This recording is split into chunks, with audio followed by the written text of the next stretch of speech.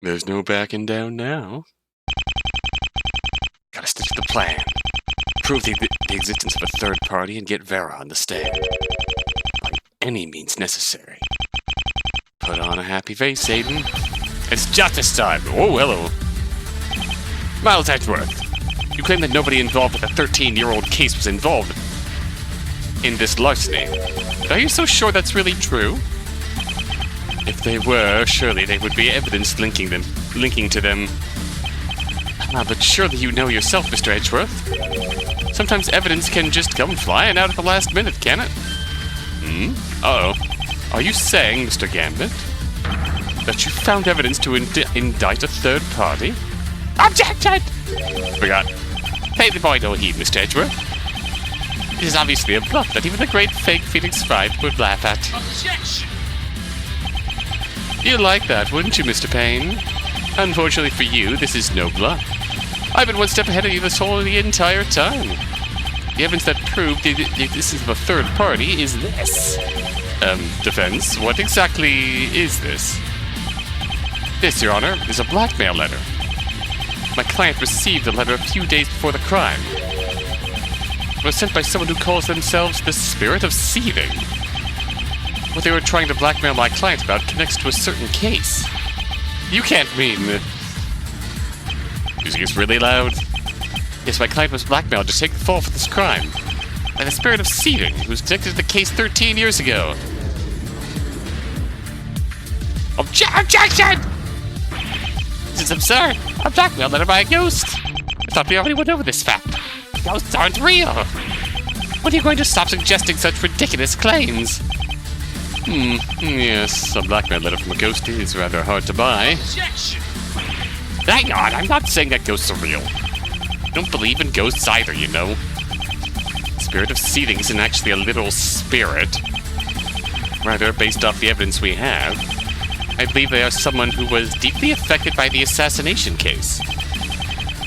Someone who would want to take revenge on those who were a part of that case. Goodness gracious! You're saying that the Spirit of Seething is someone involved in the old case. Then, who could it possibly be? Of course I know the real identity of the Spirit of Seething. You do? But to indicate them... It's an action that I hesitate to even think about. Oh? Word of advice for the council. At times like this, you must throw away all hesitations you have. If you truly know the answer to this puzzle, the truth must come first and foremost. Very well. He's right, of course. Like I said, there's no backing out of this now. Your Honor, the identity of the Spirit of Seething is... Oh, it's the child! Hands are shaking. Knees weak. Knees weak. Mom's spaghetti. My eyesight is fading. It feels like 1,000 degrees. Admit it, I'm scared.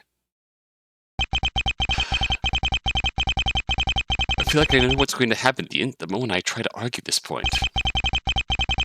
I'm backed into a corner. No matter what, I must keep this trial going my way. Your Honor. Yes, defense. There's only one person who can be the Spirit of Seething. Everything we've heard in the previous testimony makes it all clear. There's one person tied to the case 13 years ago. One person with a motive to frame my client. One person who lost everything when Manny Steele lost the case. You can't possibly mean... I do, Your Honor. The real identity of the Spirit of Seething was the key witness of the case. The young child who saw their parents being murdered.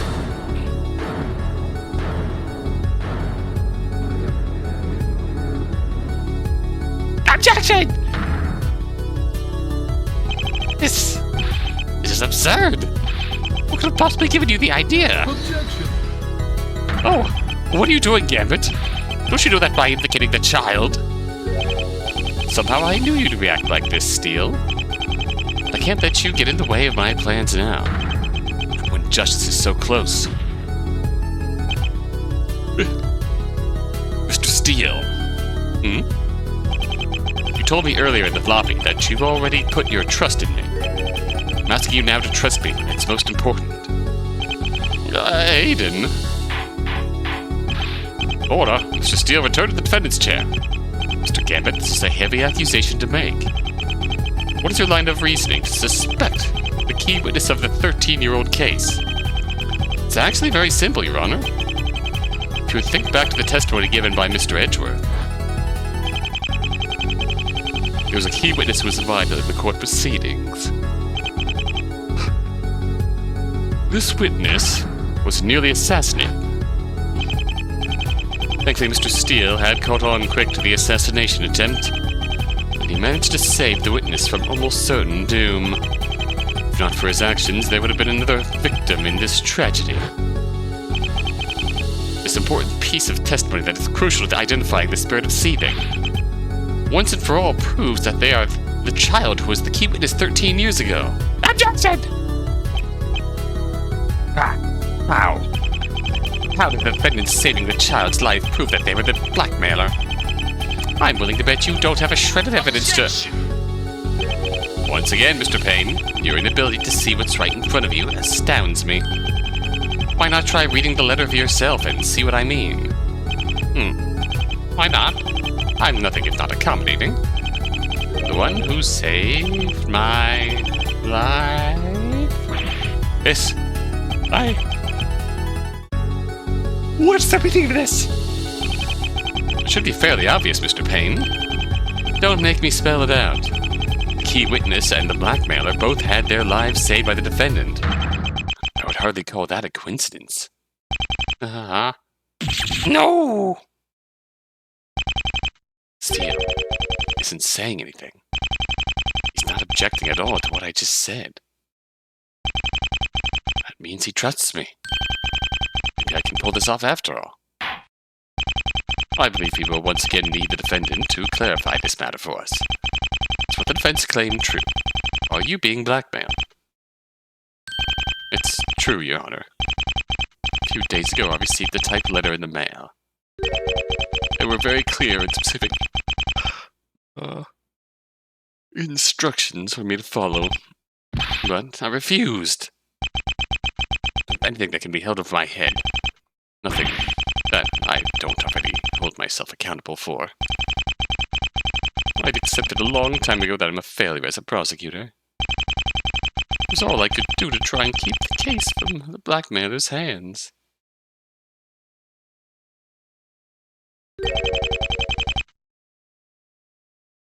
By any means necessary.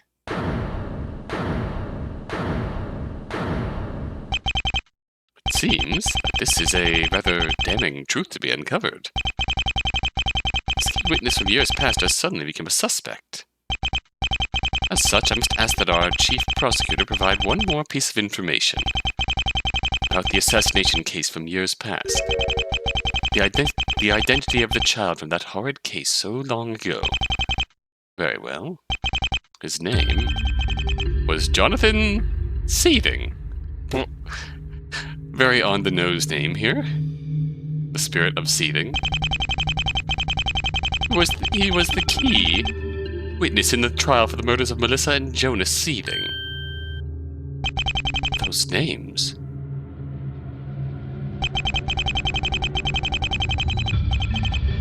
I'm not at all surprised that you recognize those names, Your Honor. More importantly, this also ties back into the blackmail letter. The spirit of Seething being Jonathan Seething makes too much sense. So there can be no question about it then. Mr. Edgeworth, where is John Seething now? We do not know, Your Honor. What do you mean? Seething was wounded after surviving his assassination attempt. He had to stay in a hospital to heal from his wounds. After the trial, John Seething disappeared. And I take it you have yet to find him. It goes beyond that, I fear. The boy has been missing for about 13 years, meaning John Seething has been presumed dead. Precisely. that sense, calling him a spirit is perhaps hitting a bit too close to home. Objection! Even so, the defense does not reverse their claims. We still claim that John Seeding is alive and well. Moreover, he was the one who sent the defendant the blackmail letter. Unfortunately, that is going to be difficult to prove. Jonathan Seeding has been missing for well over the 7-year period to be presumed dead. Even if there was some evidence to prove he was blackmailing the defendant,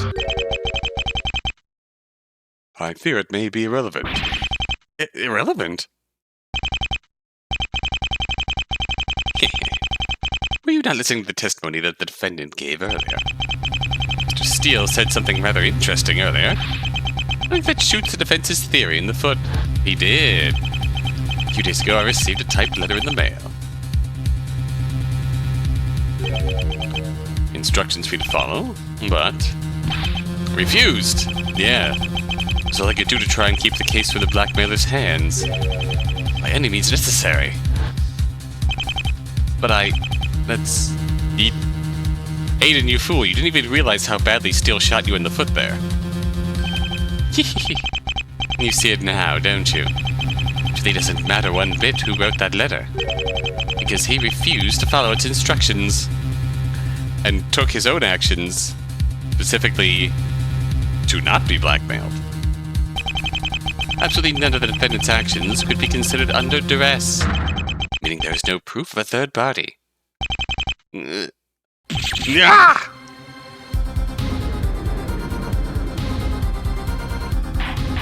That's a good dilemma. That's a good point. Order on the court. It seems in the end, the defense's blackmailing theory does not hold up to scrutiny. As such, I'm afraid we cannot accept this new evidence. Current whereabouts of Jonathan Seeding, and if he is truly alive, are irrelevant. No.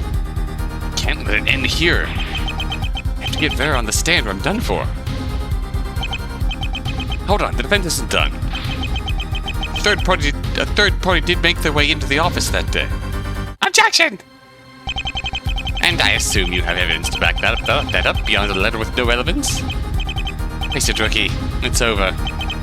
You have no way of proving how a third party entered the office that night. Meanwhile, the prosecution has been doing their research.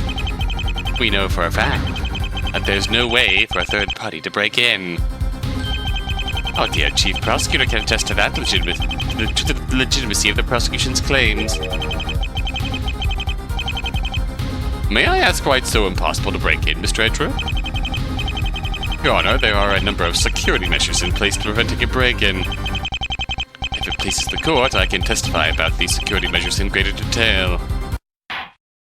Then please do so at once, Mr. Edgeworth. That's an interesting progression. The court will accept further testimony about the nature of these security measures. It's the last chance I'm getting. Can't prove that there was someone else who broke in that day. Then I'm done.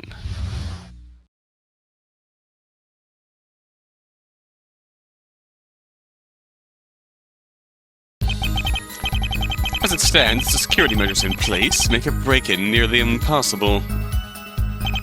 We have security guards posted at every entrance, and private entrances require biometrics.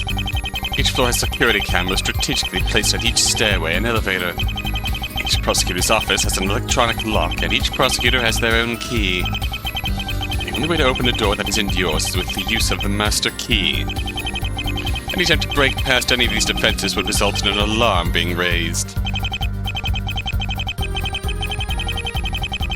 Simply put, the only way to get into my office is right through the front door. I see. So a break-in by a third party would be all but impossible. So this is the opening we have been given. Under these circumstances, the defense doesn't have much of a leg to stand on. Mr. Gambit attempts to frighten the court with ghost stories about dead children. I've done nothing for his case after all. The security measures in place make breaking into the office a feat of near impossibility. And the only one who could have gotten into the office at that time of the crime was the defendant. There is no room for doubt in this case. I believe this shall be the final cross-examination for this larceny trial. Do you not agree, Mr. Gambit? The defense has no objections. Put on a happy face, Gambit. All you need to worry about is proving that a third party did break in that day. And the opportunity to get Vera on the stand will present itself to you. I already know how it happened. I went over it with Steele in the lobby. Now it's just a matter of presenting proof. I believe the time has come, Mr. Gambit. Time for hard evidence. If you have any intentions of proving your case, there can be no further delay. Indeed, this court shall accept no more speculation. This cross-examination provides no evidence to prove the existence of a third party. I shall immediately declare my verdict. My understood, defense? Yes, Your Honor. Very well, then. Let this be the final cross-examination of the trial. I like how it's a firm rebuttal of the point, and yet it's also could be argued that this is Edgeworth, like, throwing the defense a bone for the sake of collaborating your way to the truth.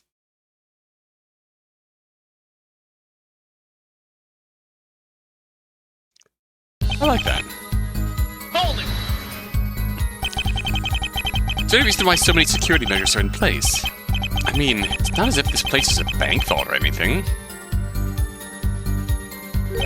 I think you underestimate the value of what our office holds, Mr. Gambit. How so? It's true. In our office we do not hoard money, gold, or jewelry. However, you could argue that we hoard the most valuable treasure of all. Evidence! Precisely. There are a plentiful amount of case files for which our office has been entrusted. Case files that some unsavory individuals would use any means to get their hands on. You need to eye the defendant's chair as you say that. For that reason, we are just as at risk for being robbed by the world's wealthiest banks. It should then only be reasonable that we should want to secure what our office holds. Beyond that, it is also our duty to protect our prosecutors as well. Why would they be at risk? Being a prosecutor is, at times, very dangerous. There exist those who are corrupted enough to try to change the course of a trial by extreme measures. Shelley the Killer, I'm looking at you. Who knew being a prosecutor was such a precarious position?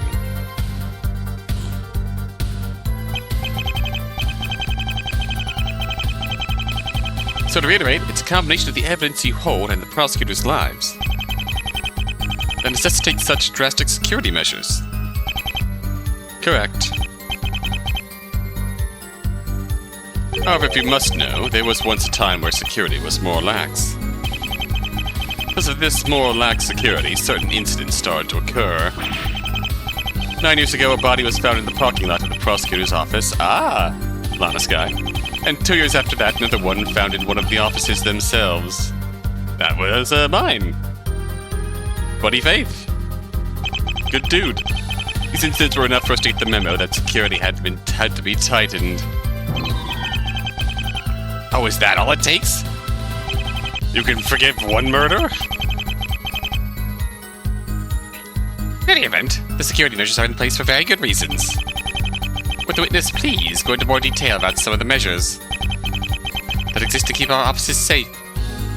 Of course.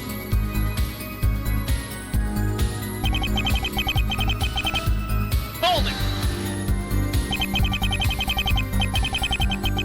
What are all these entrances, if you don't mind me saying? There are 3 entrances into the prosecutor's office. When visitors are required to enter, takes them by the front desk. There they must check in using their name and the time they arrived. They must also provide a state-approved ID card before they can enter. And the other 2 entrances are these private entrances you mentioned earlier? Correct. There's an elevator entrance in the parking lot of the office, as well as a back entrance that's mainly used by our security guards. You said earlier that these entrances use biometrics. A fingerprint scanner, of course. Naturally, there's a record kept of how many times the scanner is used, and whose fingerprints are scanned. Technology is certainly evolving at a truly terrifying rate these days. Wonder when the day will come that this court will use fingerprint scanners too. Who knows? That day may have already come.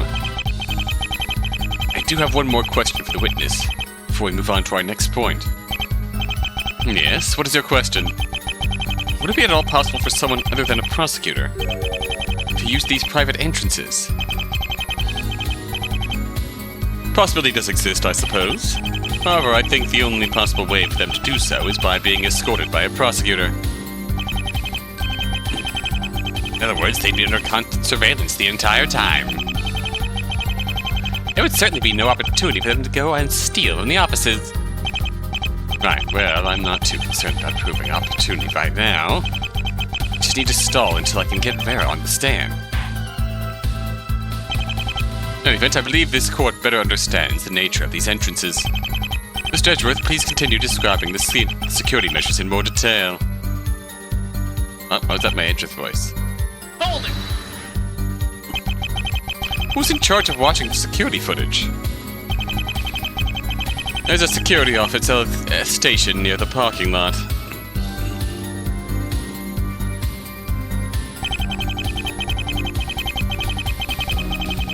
All the footage from the security cameras is watched by the guards stationed there. The exact schedules of who is there and at what time, I admit that I'm not quite sure of. Those schedules are mainly handled by the chief of security. Did the security guard stationed there that day notice anyone else enter your office? Unfortunately, they cannot say. Security cameras are focused on monitoring those who come from the stairs and elevators. They do not typically point towards any door in particular. The amount of cameras it would take to monitor every door would require a hefty budget. In other words, you don't want to upset taxpayers. There's one thing they made quite certain, however. Mandy Steele was very much caught on camera around the time of the crime. Well, what if they were away for their post when it happened? They wouldn't have been able to see anything then. The record still exists. It wouldn't really matter either way. Huh? Security cameras record footage as they watch the perimeter. Even if the guards were watching, we'd still have footage of the event. Indeed. We wouldn't need the testimony of the guards to prove our point. Or do you not remember this from yesterday? Oh, right.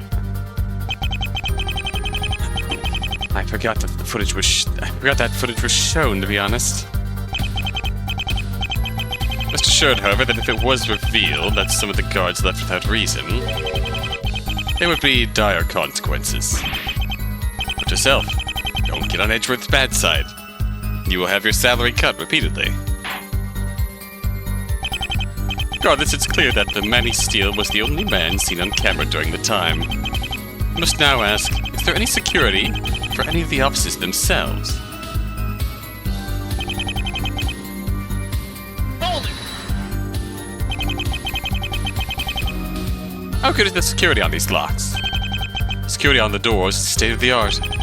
Locks are made of titanium steel alloy, so you can't simply bash them open.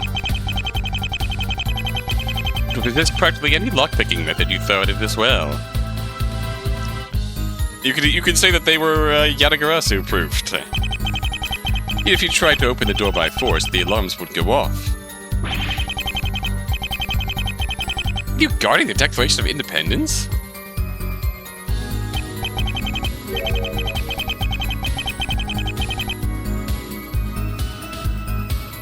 So in other words, the only way to unlock the door is with the intended method.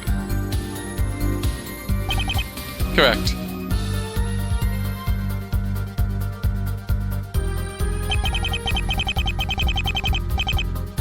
You say that each prosecutor has their own key, right?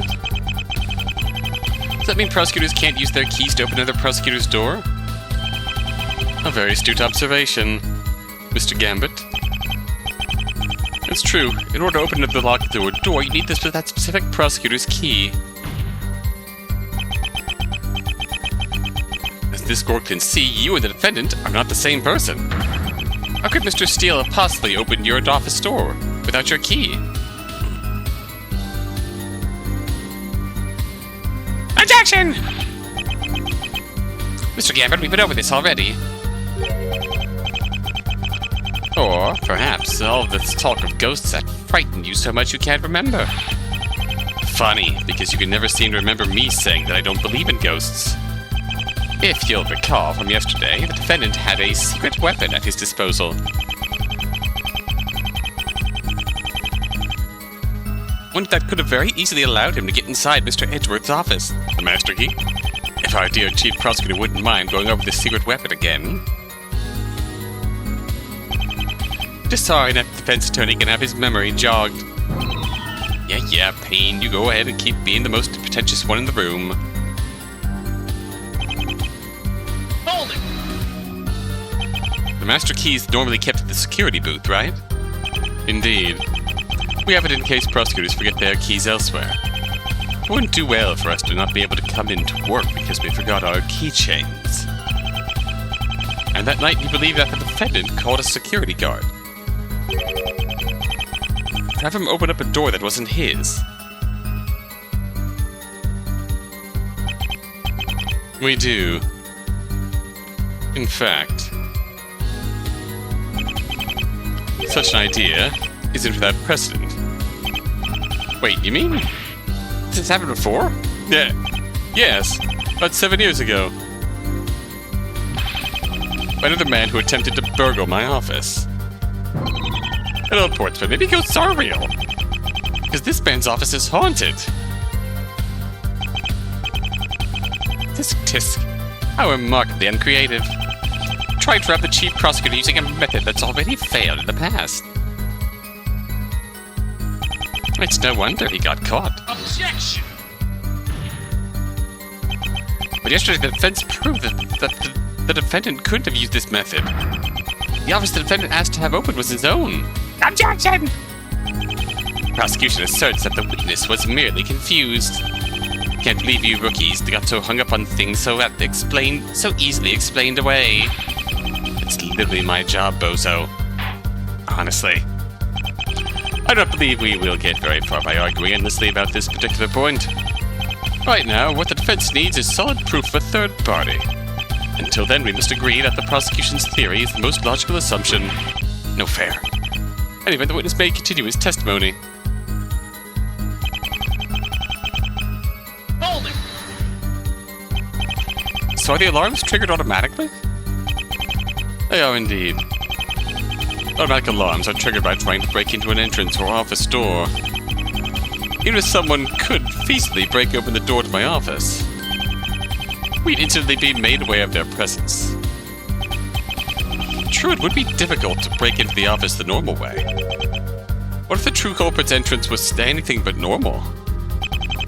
Afraid I don't follow. Simple, really. All the real culprit would have to do is find a way inside without triggering the alarm. Then they could get away scot-free. Objection! That's quite a big claim to be making, rookie. However, such a thing is not possible. There was a way to break inside the room without triggering the alarms. It surely wouldn't have been discovered by now. Mr. Edgeworth, have you tested the alarms to make sure they work? Naturally. The alarms at the entrance and doors to the offices are in perfect working order. And there you have it. So you're saying the only way to get inside the office is through the intended method? Correct. Or to put it another way.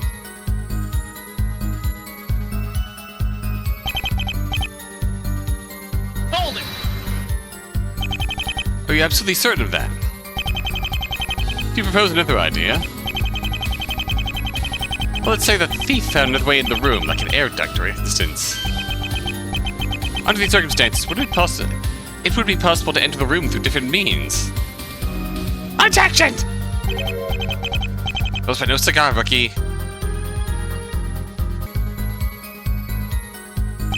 The prosecution has already thought of the air duct idea that you just proposed. The police already searched through the ducts on the day of the investigation. The reports showed that the air duct It's absolutely covered with dust. Well, the art duct thing was only an example. I'm really suggesting that there could be another way into the office through that other than the door. Objection! I'm really suggesting that you should stop wasting our time with baseless theories. There's no evidence to suggest that anyone got inside the room through any other method. Unless you wish to once again claim it was a ghost and that they phased through the walls. We should talk about the ghost thing! Position is absolutely correct. The time for speculation has long since been over.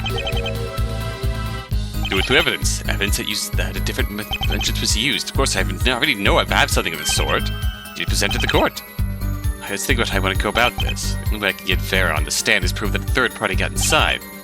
For as long as Edward and Payne keep insisting that such a thing is possible, never want to reach that goal. Everything's no time to waste. Who knows how long I'll have until my time is up and I won't be able to carry out my plan. All I have to do is show proof that there was a way to enter without triggering the security. And everything will fall into place. Scratch marks?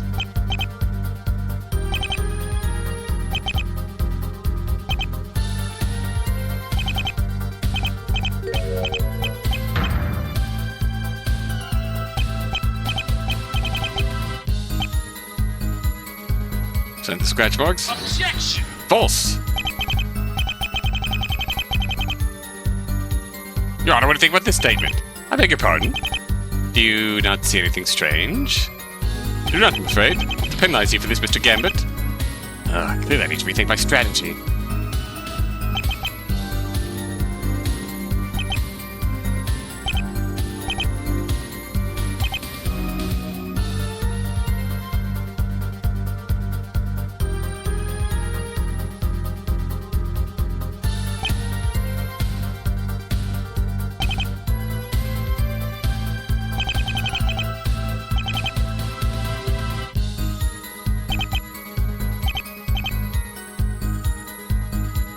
Objection!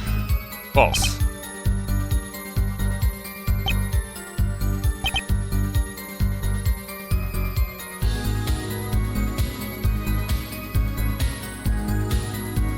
Objection! Okay, you signposted that it's going to be at this statement.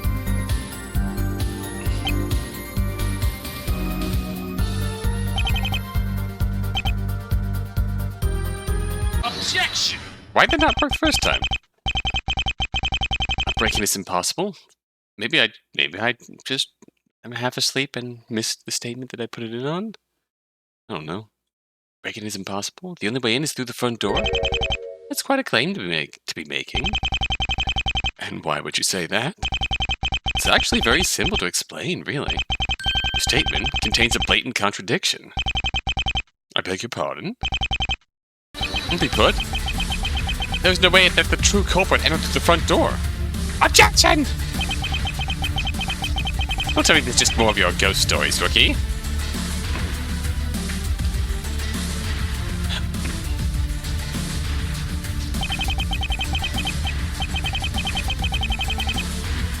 We searched all over that room. We found no traces of another entrance.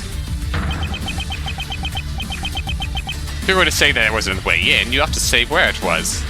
This is also going to backfire because we proved yesterday that Steele supposedly got led into his own office by the security guard, not Edgeworth's office.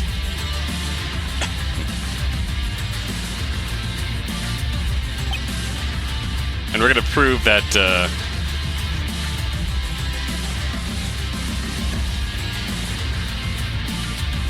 there was some kind of connection between Steele's office and Edgeworth's office, the whole pulley thing, and that's just going to go circle right back to Steele.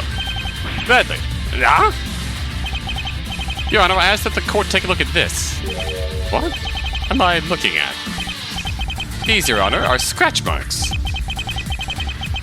They were found on the window of the chief prosecutor's office near the lock. Some of the markings were also found on the window to my client's office. Mr. Gambit, surely you aren't suggesting. Someone did indeed break into the chief prosecutor's office that day. They didn't enter through the door. They climbed in after picking the lock on the window. Objection! This is insane! You can't seriously claim the culprit came through the window. After all, the chief prosecutor's office is on the top floor of the building. Indeed, such a claim would be rather unbelievable. Culprit would need to climb up the side of the building, firstly. Beyond that, they would have to make sure not to get spotted by security as they did so. Such a feat seems rather far-fetched. Indeed, it sounds rather implausible. And yet... crazier claims have been proven in this courtroom before. Your Honor, you can't seriously believe the defense right now. Make no mistake, Mr. Payne. I do not fully believe the story myself. Mr. Gambit, the burden now lies on you. It seems your current theory will need further explanation. Of course, Your Honor. As it stands, there would be no way for the culprit to climb the building without being noticed. The question then becomes, how did the culprit get to the window? Actually, I might just have the thing to explain that. Very well, Mr. Gambit. Please present your evidence to this court. However, if you cannot explain away the holes in your theory, there will be consequences. Of course. Thank you. Alright. It's time to bring that evidence out.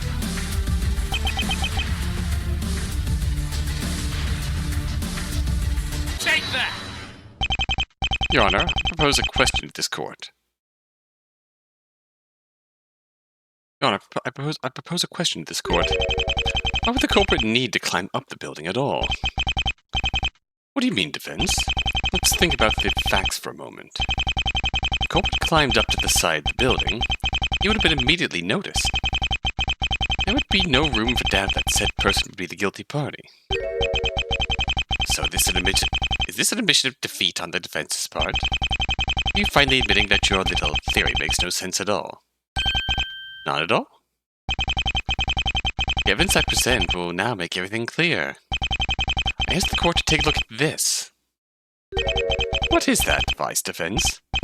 This, Your Honor, is a motorized pulley. It was created a few days before the day of the crime. Such devices have a multitude of uses for different jobs.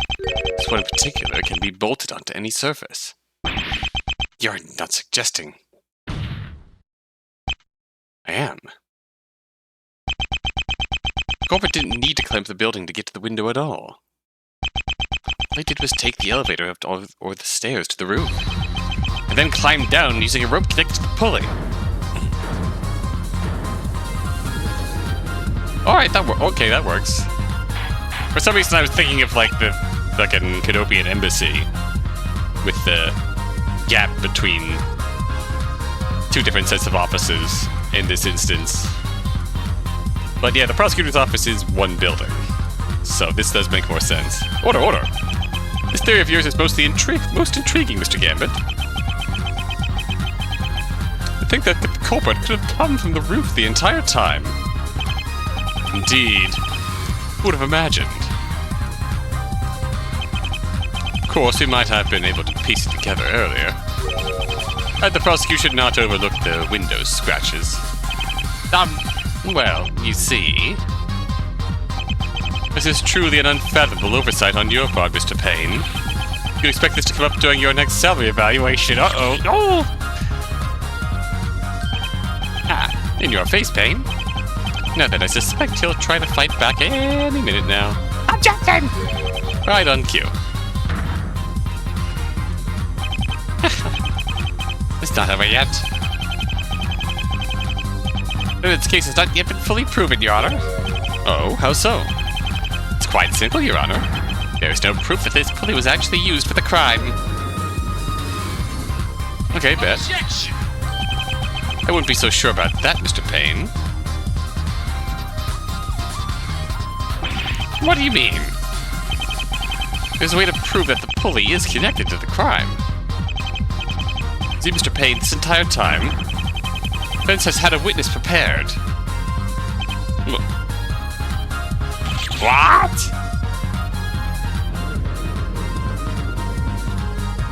That is the plan. How intriguing. It seems, Mr. Payne, that our rookie defense attorney has been playing you the entire time. Gambit seemed like he was blindly stumbling around until he came to a solution. The truth is, he's been in control of this trial the entire time. Well, not everything happened as I expected. But yeah, that's more or less the gist of it. Humble, I like it. And Mr. Gambit, I think we must all ask. Just who is this witness of yours? Your Honor, this witness is someone who can shine a light on the true nature of the motorized pulley. He'll prove once and for all the wicked crimes it was used for. Time has finally come to call her in. Your Honor, the defense calls to the stand. Take that! That's Vera Misham, the forger.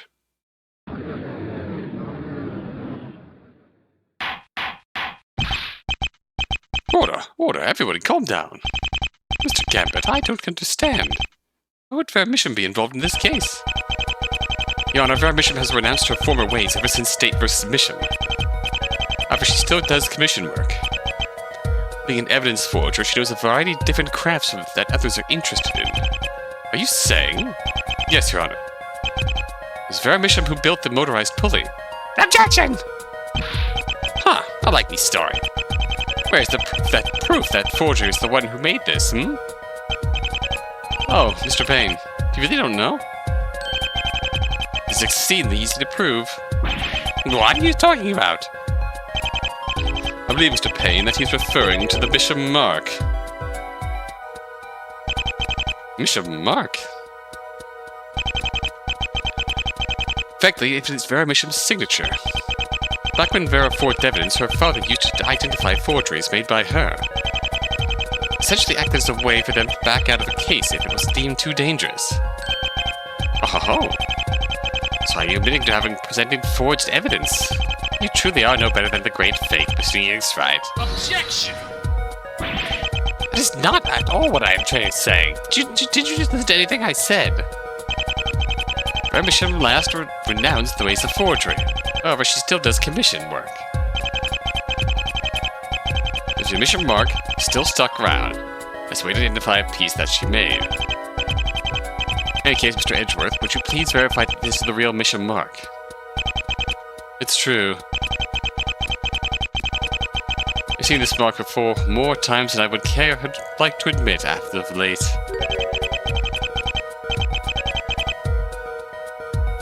This is indeed the Misham mark. This is the real deal.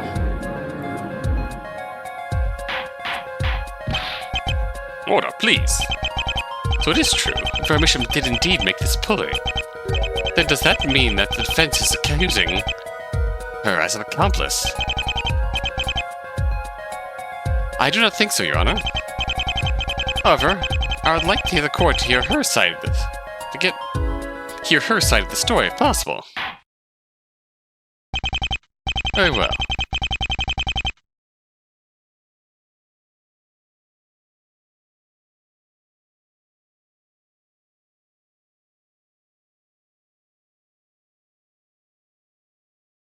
Very well. The court shall accept the defense's request. Bailiff, please escort Vera Misham to the stand. I'm sorry, I zoned out there for a second. Witness, please state your name and occupation for the record. Witness? Name and occupation? Mr. Payne, give her time, please. It's only just learned of how she was used for this wicked crime. It's only natural that she would be nervous to take the stand. Though, of course, I also don't want to wait too long. Indeed, Mr. Payne. Try not to be too callous towards the young lady. Why me? Everything will be okay, Vera. I promise. You won't be in any trouble. Just please give us your name and occupation. Vera Misham. Reformed forger. Thank you. You're getting a bit rusty, it seems, Mr. Payne. Used to be such a gentleman back in the day. I can still be a gentleman. Now, witness, it's come to our attention that you have a connection to this crime. Is this true? Mr. Payne isn't the only one who's rusty, Your Honor. I'm sorry. If I'd known what it would be used for. then you did make this pulley. But then, who did you make it for?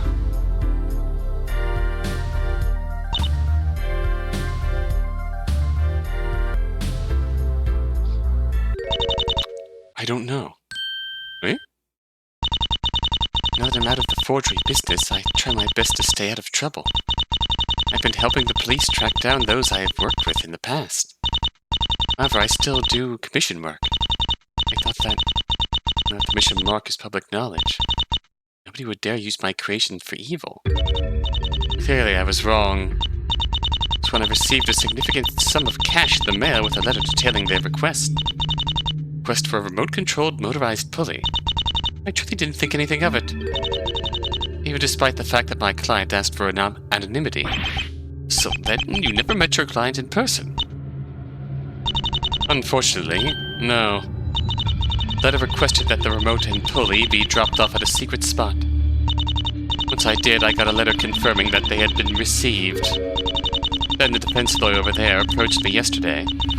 He asked me to be in the gallery for today's trial, but I wasn't sure why. When he presented the pulley to the court, I suddenly knew why. But surely you must have been at least a little bit suspicious, yet? Did it cross your mind that such a device could be used for crime?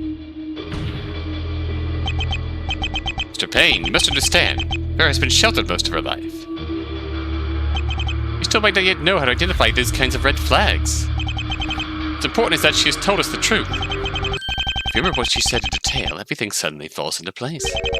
Everything falls in place? Vera has just confirmed that she is the one who made the remote-controlled pulley. With this, we need only examine one last piece of evidence. One piece of evidence that will prove Manny Steele's innocence. What? What?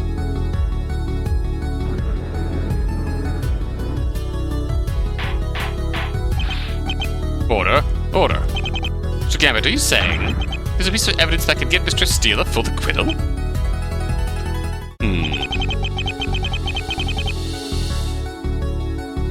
I worked so hard to get to this moment. But think. After all this time, the justice I have fought so hard to see through to the end. Just mere seconds away.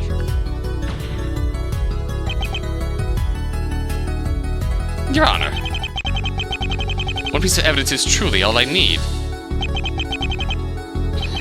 Let this be the one that decides Manny Steele's fate. Very dramatic.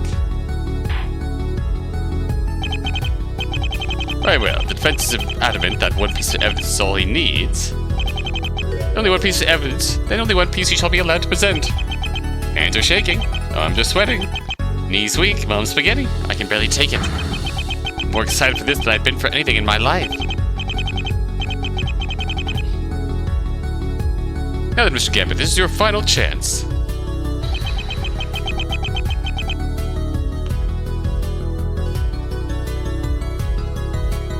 Let's fail first and foremost. Take with this, Your Honor. It proves Manny Steele's innocence once and for all. I'm sorry, Mr. Gambit. I'm afraid it doesn't prove much of anything. But, well... No! I can't believe I squandered my only one chance like that! Unfortunately, you asked for only one chance, Mr. Gambit. This means that... Whoop! That's enough. To prolong this trial, the defendant's case is insufficient to overturn the prosecution's claims. The court finds the defendant, Manny Steele, and will surrender himself to the court's care, to undergo a regular trial at the High Court within a month's time. Court is adjourned. Just straight game over, yep. Game over. Alright. Take that! Your Honor, I asked the court to recall Vera's testimony, remote controlled. I received a significant sum of cash in the mail with a letter detailing their request for a remote controlled motorized pulley. I truly did not think anything of it. The letter requested that the remote and pulley be dropped off at a secret spot.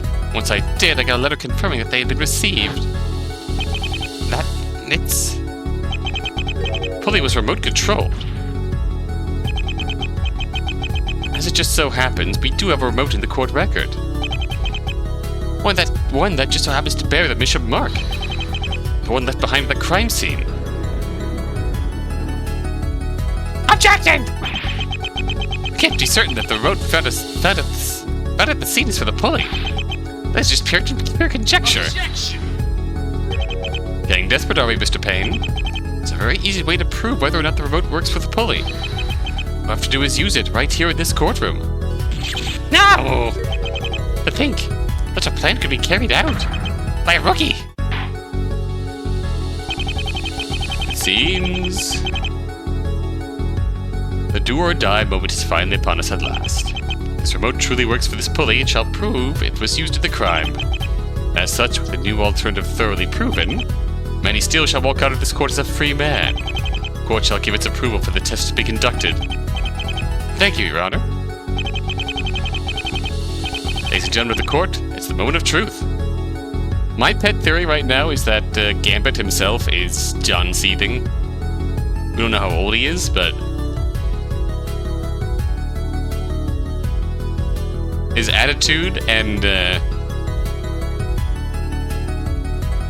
tone as a defense attorney. I like the whole cocky shtick.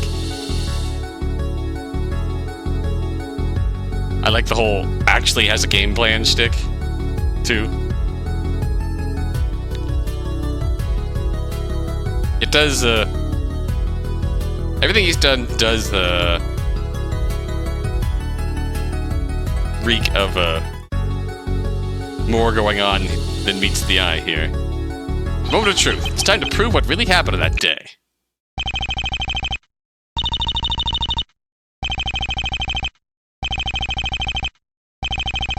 And nothing happened. What? Oh. Swerve. Seems at long last we have reached a conclusion. The defense's theory was incorrect.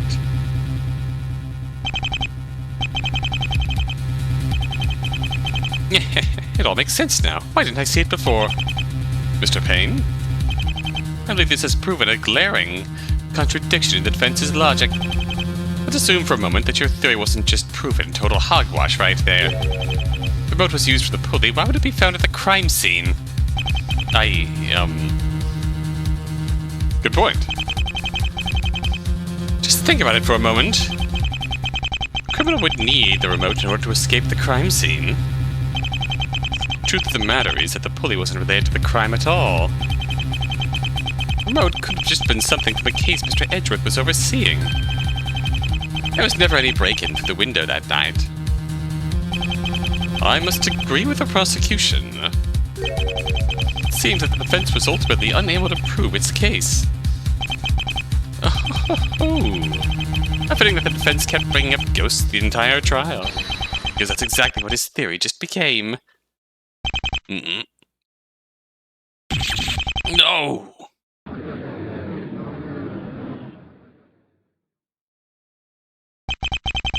In that moment, it seemed like the trial was over. It was a tale as old as time, really. Aiden Gambit, the hotshot lawyer, bet everything on one moment. And he lost. That was how it seemed like he was going to go. But then, something happened. Something that nobody could have possibly predicted. Ah! What was that scream? Mr. Steele, was that you? It wasn't me, Your Honor. Honest. And who? Who just screamed right now? Your Honor, if I may give my thoughts. It sounded like the scream came from your chambers? That's impossible. My chamber should be locked at this time. That's just what I heard, Your Honor. I suddenly feel uneasy. Oh? I can't help but feel that you are right, Mr. Edgeworth. Bailiff, secure the defendant. Nobody's to leave this courtroom until we deem it is safe to do so. Mr. Gambit, Mr. Payne, you are to follow me to my chambers to assess the situation. Yes, Your Honor. Yes, Your Honor. Why are we coming with you? Why is not security? Very well, this trial is suspended until further notice. Everyone, please remain seated.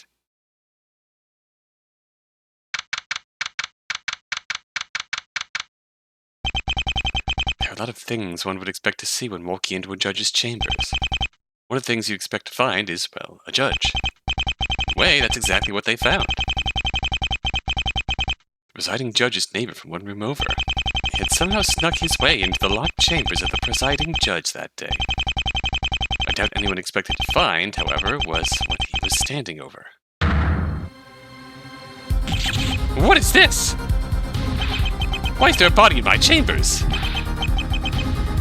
Judge Erie, what have you done? I swear, I just found him like this, sir. Wasn't me. Please, believe me. Killing a man in another judge's chambers? How could you? Wait, I recognize that man. No, it can't be. Mr. Payne, Mr. Gambit, your eyes don't deceive you. The man you are currently standing over. The man Judge Erie just killed. His defense attorney, Corey Rupture. And no way! Corey Rupture, dead right in front of me. Oh fuck, the remote! The remote! The remote! Oh fuck, we hit the remote and fucking... Oh my god! We pushed the remote and fucking Corey Rupture died. Holy shit. Considered fate, justice, or karmic retribution, but Corey Rupture was dead. Man would never be able to answer for his crimes of forgery. A trial of larceny that happened in Chief Prosecutor Edgeworth's office was indefinitely put on hold until this matter was resolved. Thankfully, the presiding judge had an ironclad alibi and was not considered a suspect. His place, however, was the judge who had claimed to have found the body. Aiden Gambit, Winston Payne, Miles Edgeworth, and the rest who found the body. Questioned until into the night. This is where the story of Aiden Gambit's big trial ends. Because very soon, it would be time for a new player to take the center stage. Oh?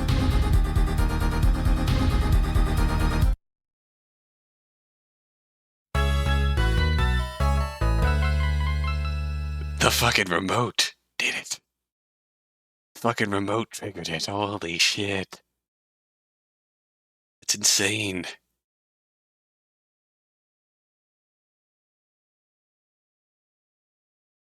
You can imagine a murder in a courthouse was a pretty big deal.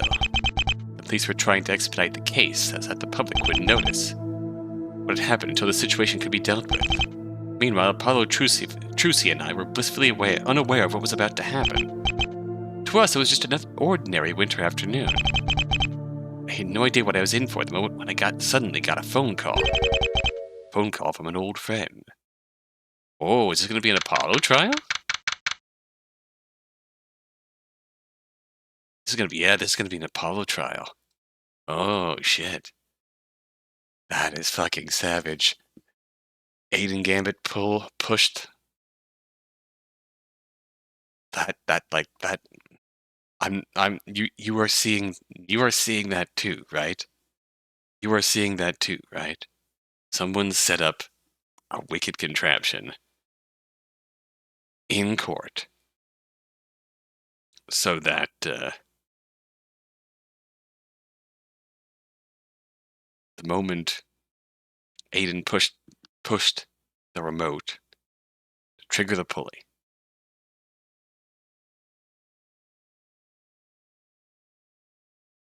the trap in the courthouse would go off and kill